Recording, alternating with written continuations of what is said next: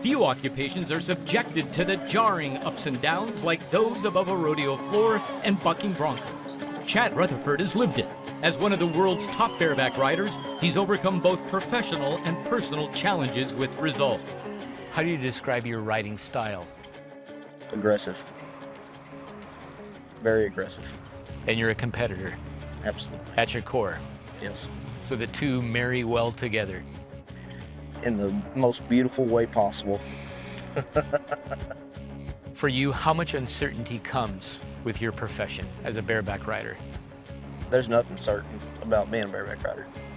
Between entering the rodeo to the time the buzzer blows, there's no certainty in any of it. It's the biggest walk of faith I think you can have. So 2016, you finished 24th in the world. Then you go to Reno. What happened? When I showed up in Reno 2017, I was sitting 8th in the world. And then tragedy hit, fell underneath my bucking horse, and he stepped on the middle of my back. I broke 8 ribs in 13 places, cracked my collarbone and my shoulder blade, and collapsed the lung. Spent a week in the hospital. All I could think was that, yep, my career's over. It's time to move on to the next step. Chad's next step was life-altering. What came after was what really set in. Not a week after getting home, my wife at the time told me that she wanted to move out, that she didn't want to be married to me anymore. I was devastated. I went into a bad place, and I just felt this empty hole. I had no idea what to do. Not long after the divorce, I met my wife, Katie, and all I can describe her as is a godsend. Meeting her saved my life. I thank God every day for Katie.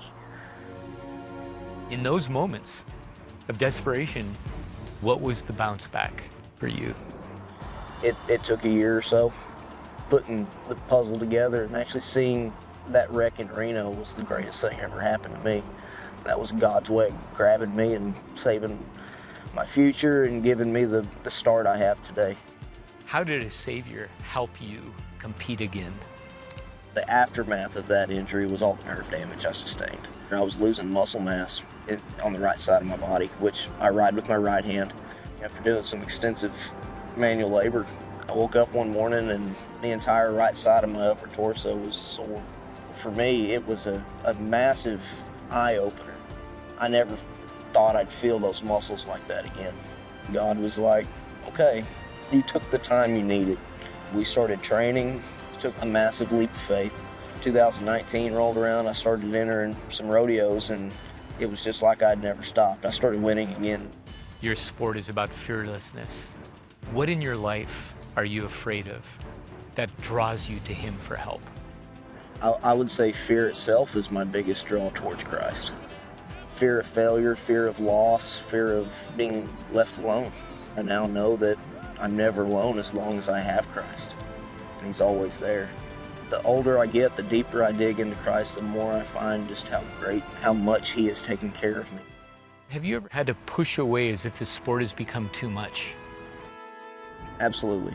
One of the biggest battles that rodeo cowboys face with rodeo is idolatry. We idolize rodeos. We idolize that gold buckle. We idolize the money we make. We idolize it so much that we sacrifice everything, friends, family. It's so easy to fall into that trap. I've got a wife and 2 kids right now, and I'm rodeoing the best way I think I can, putting God and my family first. So glorify Him and love what you do. Who is Jesus Christ to you? What has He become for you? Jesus Christ to me has become the greatest friend I've ever had. He's the Father that everyone wants. He should be your first thought when you need something. Lean on God, ask Him for it, ask and He'll receive.